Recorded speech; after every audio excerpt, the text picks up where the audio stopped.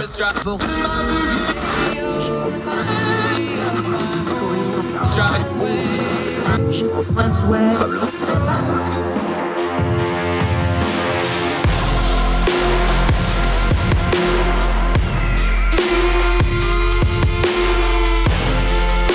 host, Andrew Donaldson.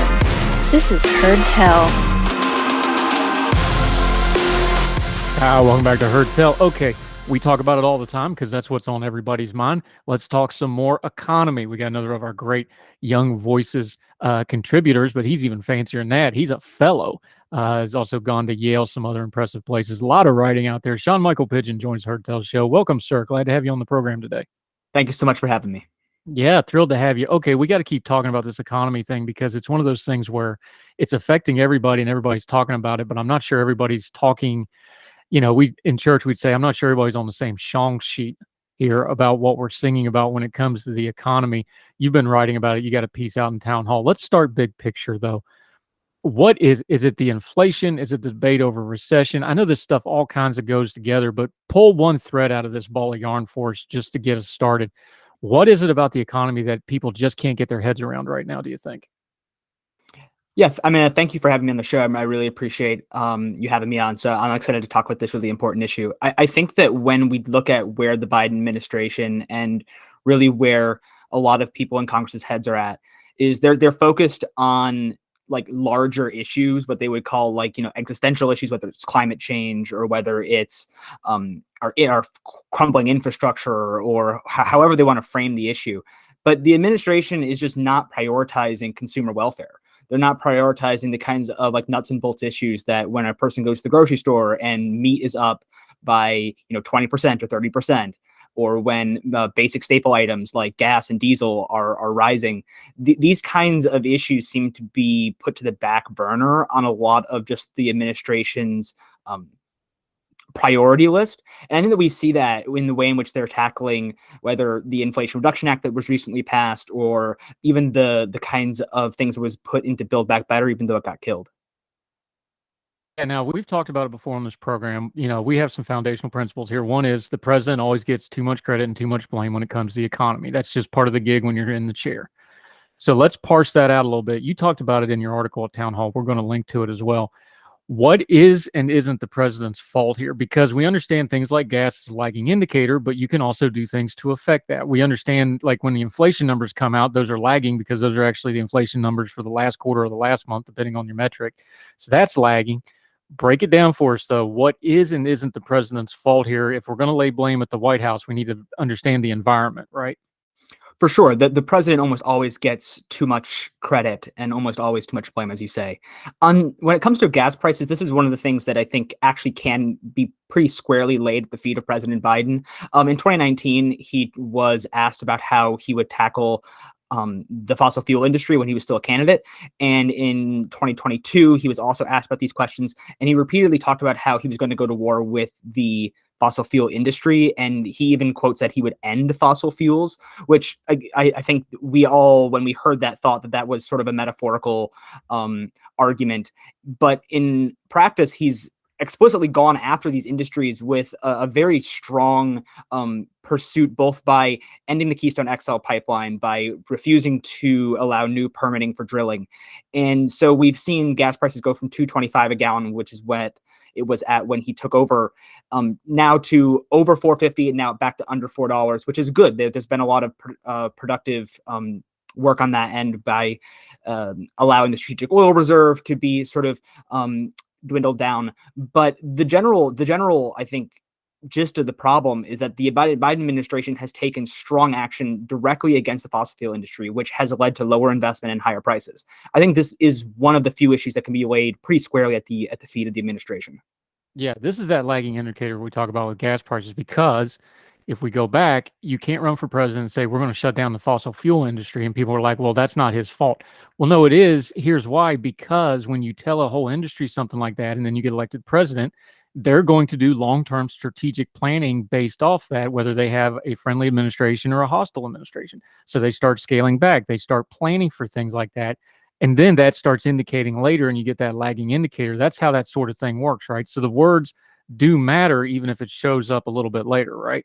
Of course. I mean, I know that I write for a place called Young Voices, but I am old enough to remember when the Trump administration was around and they said that like the president's words matter, right? And that the engagement and the bellicose rhetoric actually does matter and people respond to it.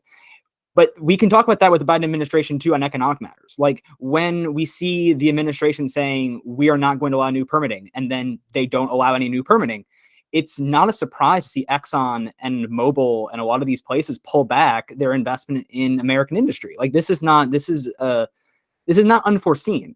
The Keystone XL pipeline got killed in the first month of the Biden administration taking over the Oval Office, and there were many conservative commentators, many moderate commentators saying that this would lead to an increase in energy prices, and lo and behold, it's happened.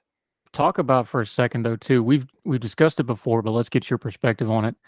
People harp on gas prices, and the president's focused on it, which he should, because I get it, because that's a political hot button, because that's the one that really hits people, and it's just one of the few things economic wise that's really visible all the time.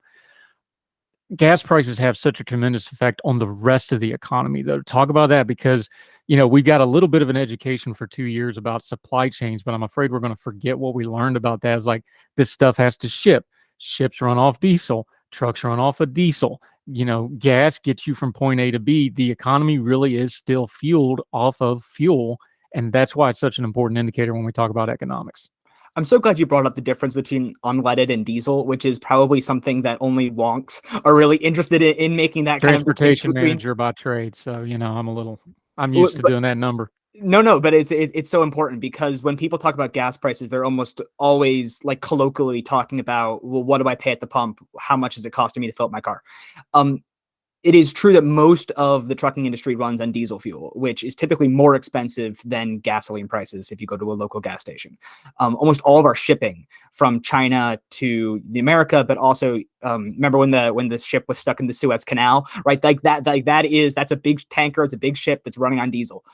Those kinds of prices are, even small reductions or small increases are going to have huge cascading effects throughout the economy, because when 60% of all of our things that come to your table are driven on a truck, that means that even a 2% increase in that kind of trucking cost is going to create a direct correlation to a 2% increase in what it takes to put food on the table. So it's very true. Diesel is one of the most important commodities right now, probably in the American supply chain. And I do want to give some.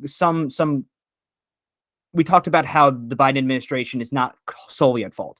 Putin's invasion of Ukraine has created massive supply chain disruptions. There are real problems with the way in which China has had full lockdowns, which has created supply chain issues, which has created cascading effects that has increased prices. It is true it's not in the entirety. The blame should not be entirely laid at the Biden administration's fault.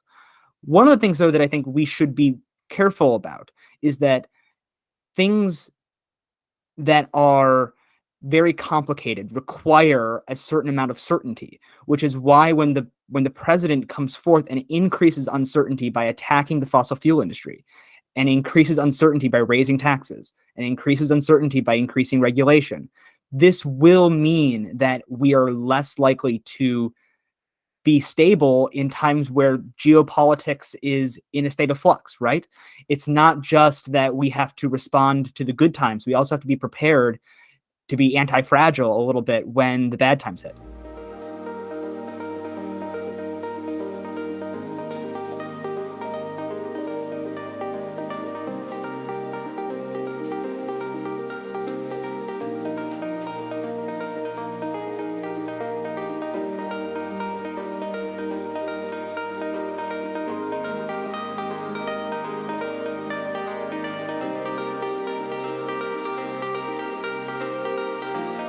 Yeah, Sean-Michael Pigeon joining us.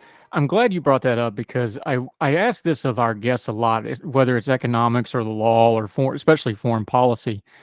This is something we just don't discuss. There's a little bit of built-in chaos into our system of government because we change congressional elections every 2 years, Senate every 6 years, presidential elections every 4 years.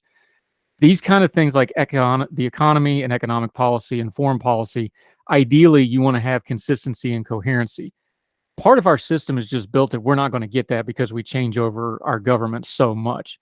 So how do we balance those two things? Because we need consistent economic policy, but we also understand there's a political side to this. We always want to talk about those two things like they're in the vacuum, but they really do go together, don't they? They really do go together. And I think that the way in which we should prioritize that is by electing candidates that are explicitly not going to rock the boat on major issues. I think that it's in some ways incumbent on the American people to understand that the supply chain is quite fragile and that there's a lot of moving parts, and that to get, shoes from China to San Francisco or to Los Angeles and then onto a truck and then to drive it to Minnesota is a very difficult process. And attacking the industries that are the prime movers and shakers in getting shoes to one's door is probably not a wise strategy. Let's talk some strategy real quick, though. Go back and put your economist hat back on for just a second. There's some things this administration can do. They're looking at tariffs, but that's a political bomb because you don't want to be seen as soft on China. They're looking at regulation. They're looking at some other things like this, especially things like lumber, things like gas prices. What is it that they can do in these areas that would really help out? That is practical, not pie in the sky stuff, not waiting on Congress to get right. What's some things they could actually do now? So some concrete steps to improve the economy regard to drilling and allowing the streamlining the process to ask for permits. You can also look at the FDA can loosen restrictions on some global trade, and then also taking sort of very minor actions on things like housing reform, which could really improve the sort of building of new infrastructure within local communities. So, for example, currently the Biden administration is not permitting new drilling on federal lands. They're also not approving or streamlining the process for drilling on offshore investment. Those are things that the Biden administration could easily do tomorrow. The Trump administration was very active in allowing these sorts of permits to be streamlined through the process. The Biden administration has sort of hamstrung that once they took over. The FDA has loosened some of its restrictions. Do you remember when we had, and we still actually do have, a baby formula shortage?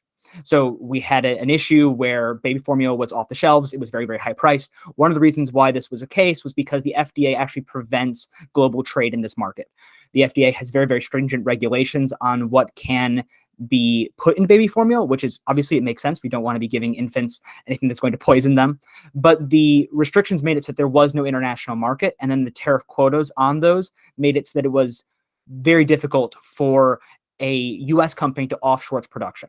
So that's one way in which a staple commodity for infants and young mothers could easily be made more affordable, and I think really improve the quality of care for young people, very, very young people in this country. And then a third way is that, and this is not something that the Biden administration could per se do, but there is ways in which the administration can signal that loosening regulations on zoning, loosening regulations on housing requirements. For instance, in California, if you're going to build a new house, you almost have to build in solar panels. You have to build in green energy requirements into that kind of building project. That gets very expensive very quickly. Even with tax subsidies, the kinds of environmental regulations and zoning requirements and environmental reviews can really increase the cost of building new housing. And that's another staple commodity, like rent. People always talk about the rent is too darn high. Well, one of the reasons why the rent is too darn high is because there's not enough housing.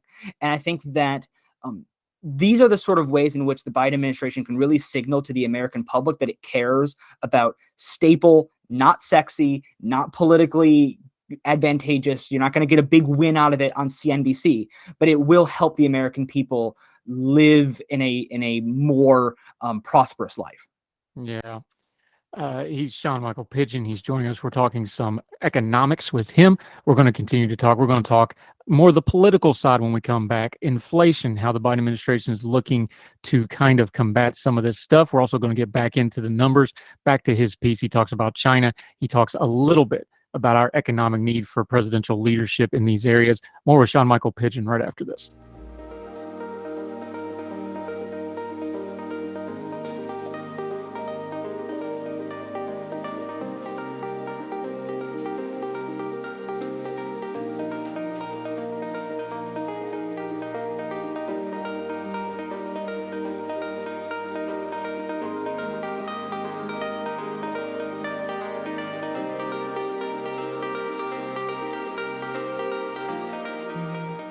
Welcome back to Heard Tell. Sean-Michael Pigeon is joining us. Real sharp guy. Went to Yale. That's pretty cool. How are you, sir? Good to have you back after the break. Good to be with you. Let's talk the political side of this. The Biden administration has come out and said that their plan going forward is that, and I'm quoting here from Mike Allen at Axios, they plan to go on offense against Republicans' drumbeat about the rising prices by arguing the GOP has repeatedly sided with special interests. Look, the Biden administration just had about a week's worth of really good news on all fronts between the bill that they passed in Congress, Trump's having his problems, the search warrant stuff. They should be on a high now. Why in the world do you want to accentuate the one thing that you have not only probably the least amount of control over, but the thing that you really don't have a really good messaging for people? Because, and I'm going to phrase it to you this way, you tell me what you think.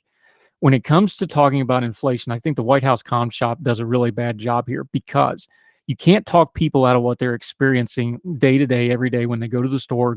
And I think it goes to like the gas prices, where it's like, well, if you're not taking the blame when they're going up, you don't get the credit when it comes back down. We understand that inflation at some point is going to top off and start easing back off. Hopefully it will now, since we had a non-rise. But it's the same thing, isn't it? They didn't take the blame, or at least say, hey, this is why this is happening. Does it ring hollow now that they're going to try to get some credit out of this thing?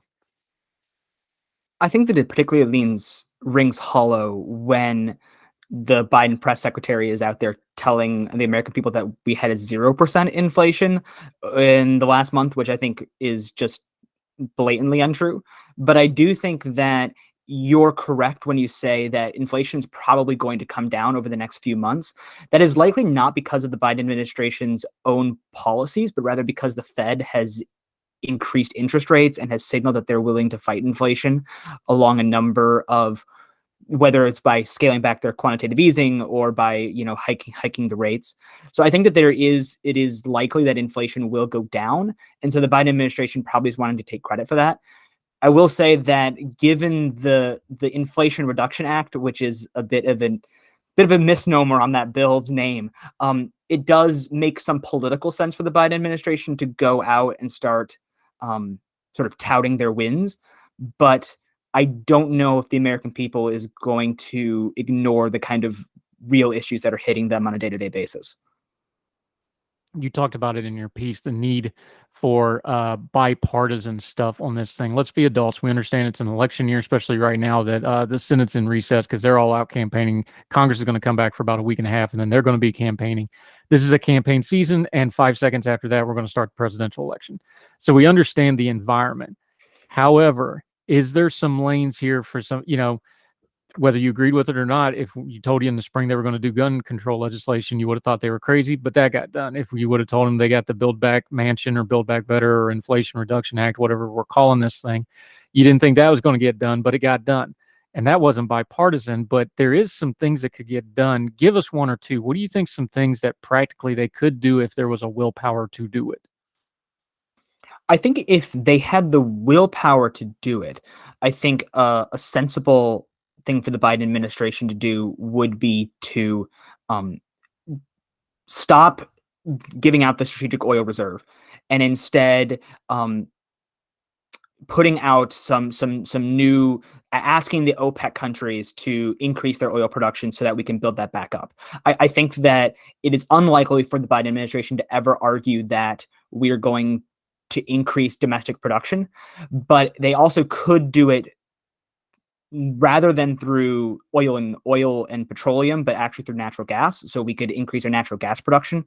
I think that those are two things that the Biden administration could plausibly do. Is one, ask the OPEC countries to increase their production so we can build back our strategic oil supply, and also sort of silently allow for more natural gas, because that would actively help the economy, and it would also decrease our carbon footprint. Both of those things I think could plausibly be sold to the American people. As I said earlier, I think that there is some room for infrastructure spending, particularly around housing, because that affects people both on the coasts and in the middle of the country. So I think that there could be some bipartisan legislation on boosting the lumber industry, providing subsidies for reforestation along with that. So some climate change sort of credits in there.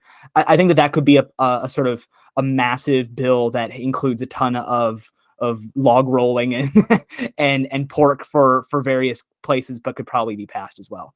I'm not sure I would necessarily even support, though, a bill like that, because it might contain so many handouts of special interests, and it might defeat the whole purpose in some ways. Yeah, Sean-Michael Pigeon join us. All right, let's talk about something that is a heavy lift, but you talked about excessive regulation and crony favoritism in your piece. One of the places where excessive regulation is really hitting is right where we started this conversation: gas prices, oil prices. We haven't built oil refineries in decades in this country. We are not in a position to really pump up our liquefied natural gas, which is the shipping state that we would need to help out Europe to get them off Russia's natural gas, because we need to build those port facilities, although we have a really nice one in Savannah that's being underutilized in some other places. This is stuff we could have been doing for decades, and yet we don't do it. And most of it is regulation. I understand environmental regulations and concerns like that, but 2020 technology is not 1970s technology when it comes to building a refinery or building a liquid natural gas processing places. Wouldn't we want this stuff with the new environmental technology, get it online, and we can do both things at once? That just seems like common sense to me. Yet that excessive regulation you're talking about, it doesn't even seem plausible right now. I completely agree. And I want to make one thing clear about regulation. And when we talk about regulation, we often, I think, imply that what's happening is that the government is saying no to things. That does happen. It is true that you can put in a permit for a new drilling site. The government says, no, we don't really want to do that. What is in some ways more often the case, and what can do just as much damage, is for the government to just sit on it, and for it to go through so many environmental reviews, and then for it to go through public comment sessions, and then for review after public comment, and then another set of zoning requirements, public comment on zoning requirements, that it can basically set the project back 2, 3, 4 years. And at that point, it no longer becomes efficient for that company to even look into such a thing. Does that make sense? So the company can realize that, oh, this is going to take 4 years and hundreds of thousands of millions, perhaps even millions of dollars to go through this process. It's no longer viable for me to do so. So I'm going to go to a different something. I'm going to go, increase my investment in green energies, or I'm going to increase my investment in a different area of Exxon's business, like biofuels. So I think that what's happening is there's a lot of sort of self-selection, where they're only investing in the most profitable refineries and the most profitable derricks, which is leaving a lot of really fertile ground on the table. I think it's a great point. This is a good way to wrap this up, because this is where we started. The president gets too much blame and too much credit. We started off talking about regulation. How much of it is, though, and I'll just pose this as kind of an ending question to you, how much of the economy, though, and we don't think about it this way because we like to use the wonky terms and the buzzwords, and there's a lot of data and charts, and we can talk about all the fun trending stuff, right? How much of our economy really is just inertia? All that regulatory state, all that bureaucracy, like you were just talking about, it's not even like people, they just know they can't do it, so they don't bother. That's a big factor in our economy and our economic policy that we don't ever really talk about, do we? We don't talk about it. We don't talk about the lack of dynamism. We don't talk about the fact that the velocity of money is decreasing over time. So velocity of money is how much time a dollar bill actually changes hands. And you can kind of measure how dynamic an economy is, how whether money is moving, whether people are going to different places. Americans are not moving as much as they used to. These are like sort of indirect indicators that the economy is slowly becoming more and more inert over time. I think that's a very good point. We don't talk about it very much. I would also, though, note there are some things that are outside the Biden administration, or really any administration's ability to influence, and things like geography, like the fact that almost all of our rare earth metals that are required for green energy is located in China.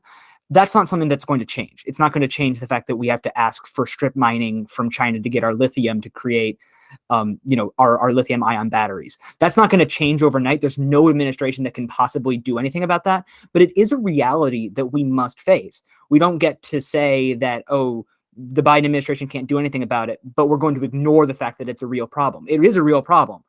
And I think that, unfortunately, a lot of these issues aren't going to be summed up in a very fun graph. They aren't going to be summed up in a really cool soundbite that somebody on Twitter can repost.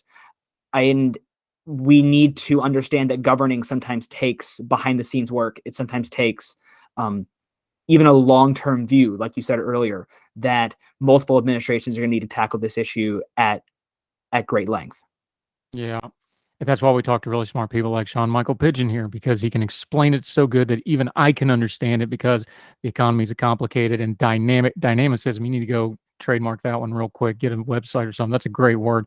Sean-Michael Pigeon, great stuff today. Let folks know where they can follow you until we get you back on Heard Tell and they see you again.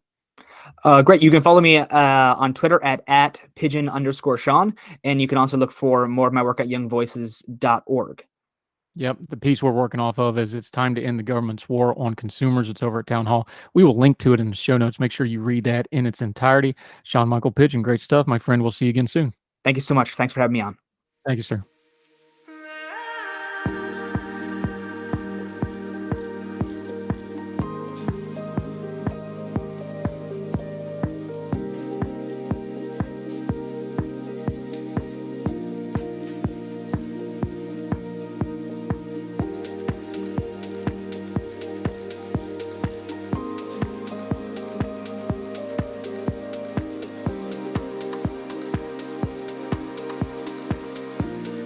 Welcome back to Heard Tell. Our buddy Eric Garcia wrote a book on autism so good it is Mrs. Donaldson approved. That'd be my mother, longtime special education teacher. I actually want to start right there and talking a little bit about autism, though, because you were tweeting about it, and the reason I bring this up is because people are getting more open about talking about it for good, bad, and indifferent, but we'll talk about that in just a second.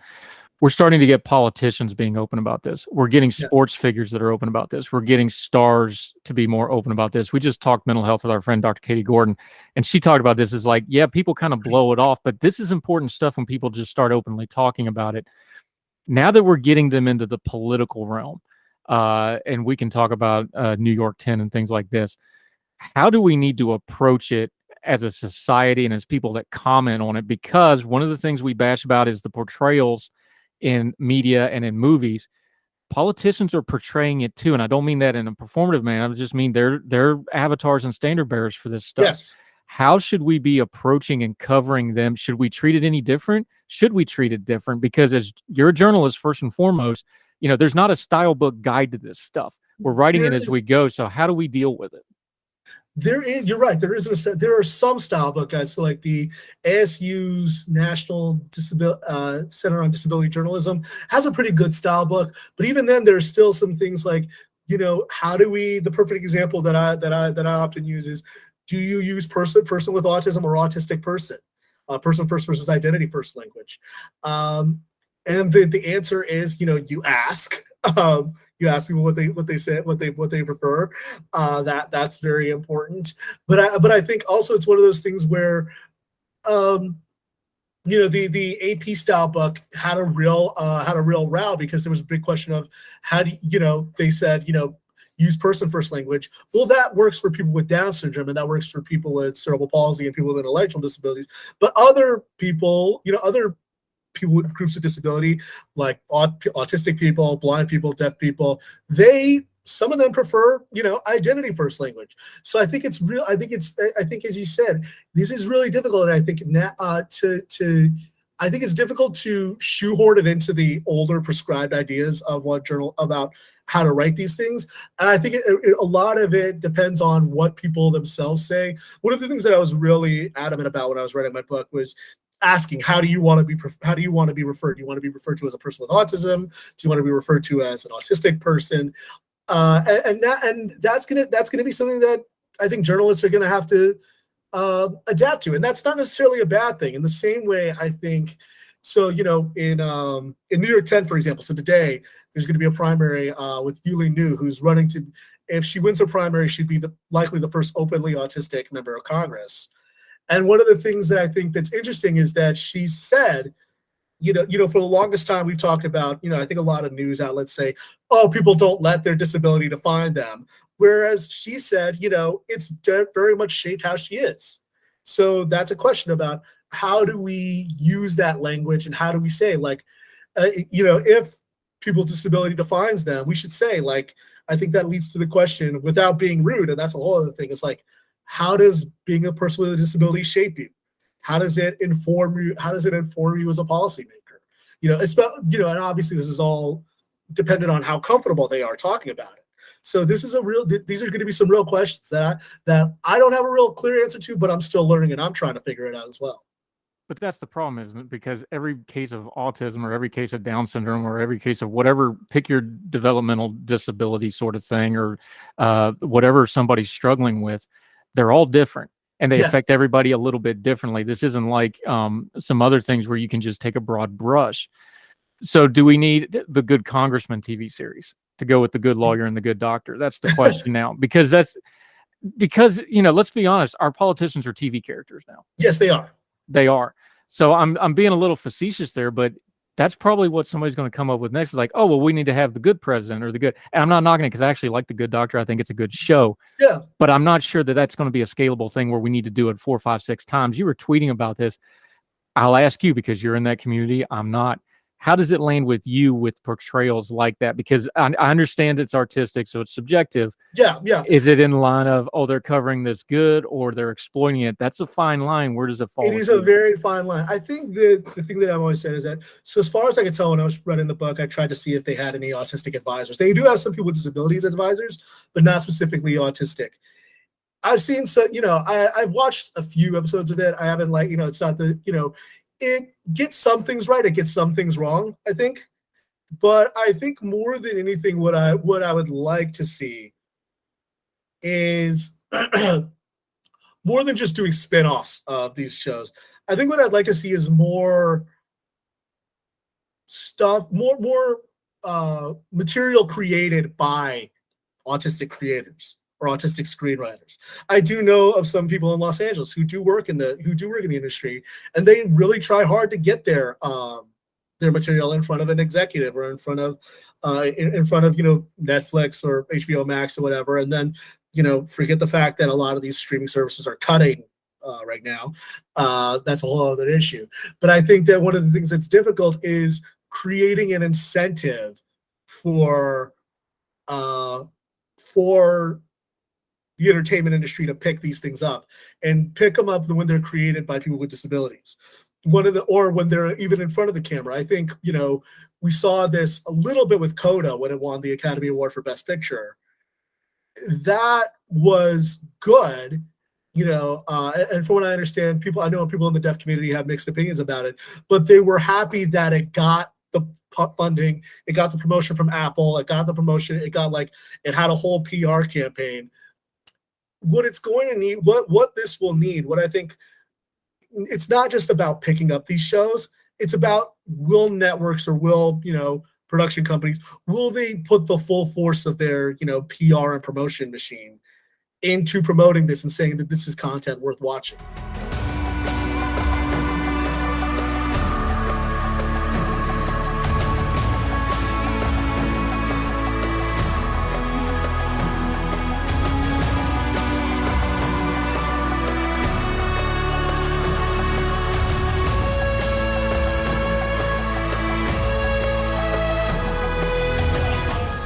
What do you do with a reality show like Love on the Spectrum? Because I know the household had it on the other day, and I was just watching it. I was walking back and forth because I have an open house. If this is just my opinion, I'm not knocking anybody involved. It just feels intrusive to me. Stuff like that. Because it's interpersonal relationships. I get it. It's like, oh, they can have love. Like, look, I'm all for it. Again, my mom was a special ed teacher. I grew up surrounded by kids with what we now call autism. They didn't know that back in the 80s so much. Kids with Down syndrome. And you got to understand how special education worked back then. My mom would have these kids in high school level for 7, 8, 9 years usually. So you really developed a relationship with these, the Shane Cogers of the world, who I can still hear his voice to this day, who's still alive, by the way, doing well. It feels invasive to me because I grew up around those kinds of folks, and I knew them, and they were my friends, and I love them and I care about them. That kind of stuff feels intrusive to me. I understand you want to portray them as just, hey, they're doing these normal things like falling in love. Channel-ish. Yeah, it's that one bothers me. How does it hit you? Yeah, so and I'm not singling it out. I'm just saying. I don't want to single it out. I don't want to, So I watched the Australian version. I still need to watch the American version. That's what they had on last night. The Aussie. So the Aussie one, from what I understand, the American one is better. from from what people I know and autistic people who I know who've watched it say that one, the American version, is better. The Aussie one felt really. I watched like 5 episodes of it, and it came out toward the end of me writing my book, and it felt really. I got the same feeling. It felt real. I got really clammy watching it. It felt really like. So, some of the couples are, and some of the people on that show are great. I don't want to knock them, good for them, and I was really happy for them.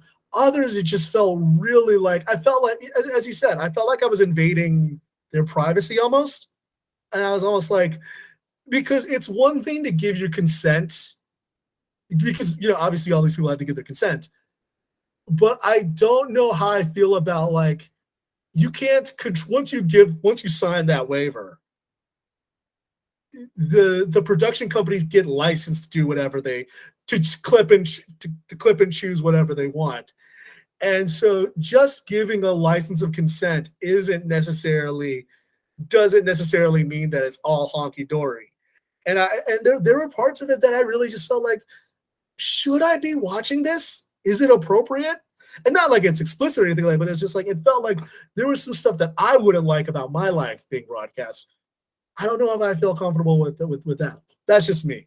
That's my argument against reality TV in general, by the way. So it's not me being inconsistent just because it's folks on the autism spectrum. It's like, look, my rule on Twitter about reality TV. Those folks signed a contract, so they signed up for it. But that's part of what bothers me here. Is when you start getting into these communities, and I don't want to denigrate anybody. I really don't. So no, I get what you're saying. Like, I'm not sure we should really be pushing that kind of contracts on folks in that community in the first place, just as a general rule, but that's just me.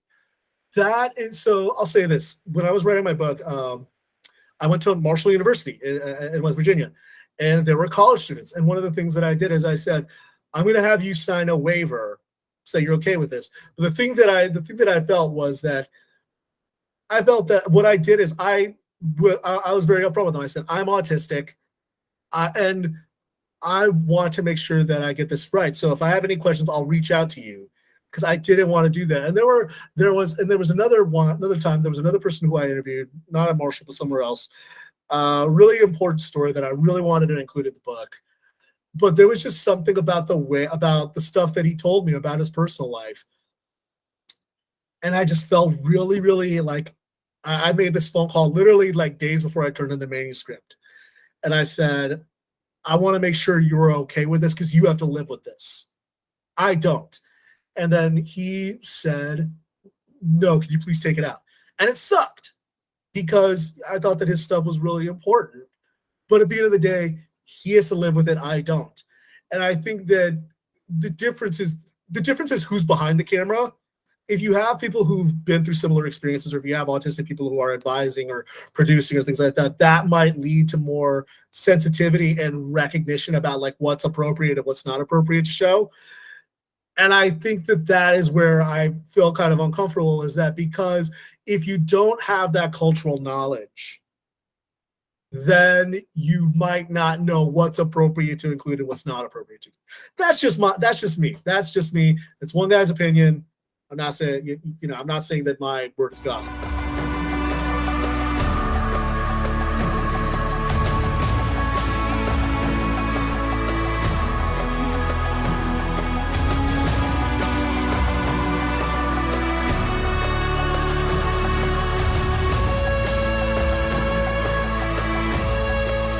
No, I think it's a tough subject. One more thing on this autism stuff, because I thought we were done with this, but apparently not. They're going to keep going through it.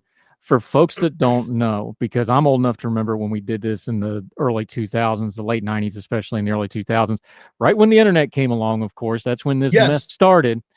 We've got to untangle autism from this vaccine mess. Yes. We've just got to, because we're gonna get people killed with this nonsense. I usually try to be nonsense, but I've just had it with this. I've lost my patience now that we're seeing polio in New York. One of the greatest achievements in human history, literally one of the greatest achievements in human history, was defeating polio. Coming up with and it was a mess. They accidentally put the live virus in. Eisenhower had to go on TV, one of the first TV addresses, and be like, no, the vaccine's safe. People don't understand what an achievement it was. We defeated polio. It was gone. And now Yes. it's back out of our own ignorance, and we're using autism as an excuse to do it. I have no patience for this. You I speak on it. am. How do you think I feel? I am just so livid because this is the real. Okay, now you got me on my soapbox. This is the reason why it gets me so upset. Preach. Is because it treats autism as a problem, and it treats autistic people as a problem to be fixed. And then what it does is it puts the blame on parents, because what it says is it's your fault your child is autistic because you got your kid the shots.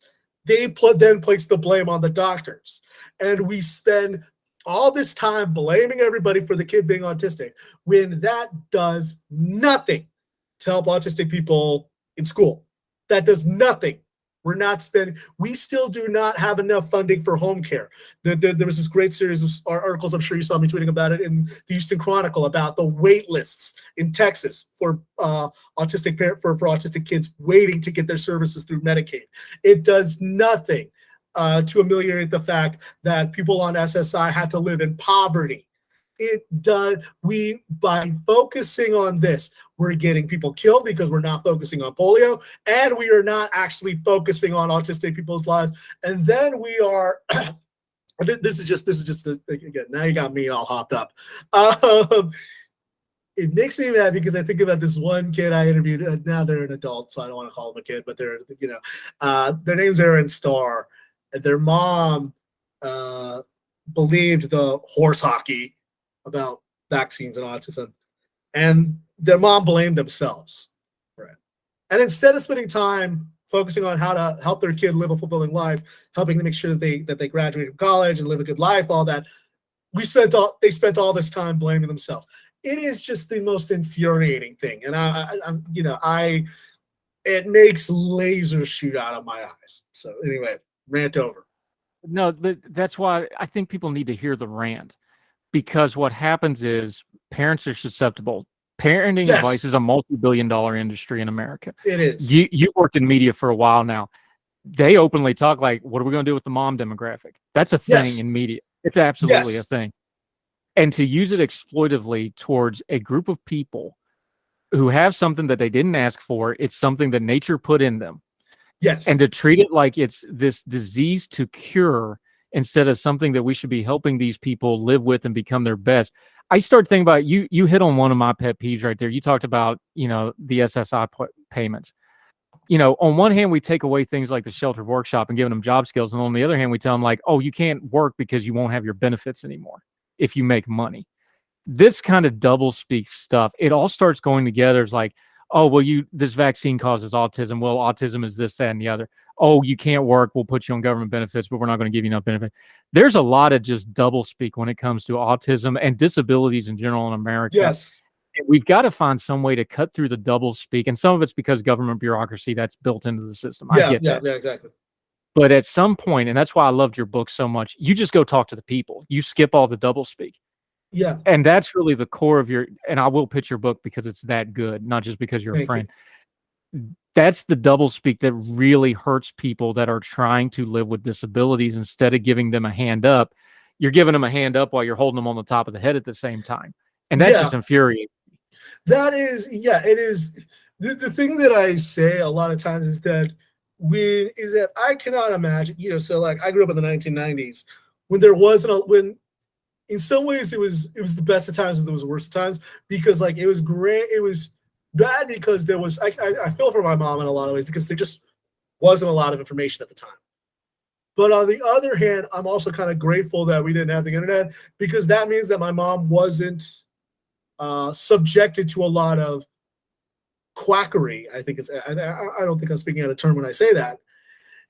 And as a result, I think I don't envy any parent as soon as they get the autism diagnosis for their kid. I don't, because immediately they are subjected to a deluge of misinformation and the right information wrong. And it's hard. I don't blame them for like not knowing what the right stuff to do is. I mean, I think I don't know if you saw that Stat News piece about like how a lot of private equity companies are getting involved in ABA. And like that's another thing because now you have people are making money off something, and there's an incentive to pressure parents into doing that. So there is so much misinformation, and it is endlessly frustrating because it doesn't actually address what they need. You know, just last month I was at a conference with a bunch of non-speaking autistic people, and their stories were all the same, which was for the longest time they went through a bunch of different treatments, a lot of different, quote unquote cures, or a lot of different therapies, and it wasn't until they got to speech communication or keypads or what have you that they decide that their lives overnight got better. And but it shouldn't take going through all those hoops to finally have the Paul going through the desert in Damascus moment. Yeah, and it's amazing that the technology is running so far ahead of the policy. We talked about this when we did the long form podcast. Yes, one of the most listened ones we've ever had, by the way. Well done on that. Thank you. But that's because people want good information. They really do want the good information on this They stuff do. if you get it out there. But this is the thing, is the technology has run so far ahead, and especially autism stuff, both policy-wise and educational. We talked about it before.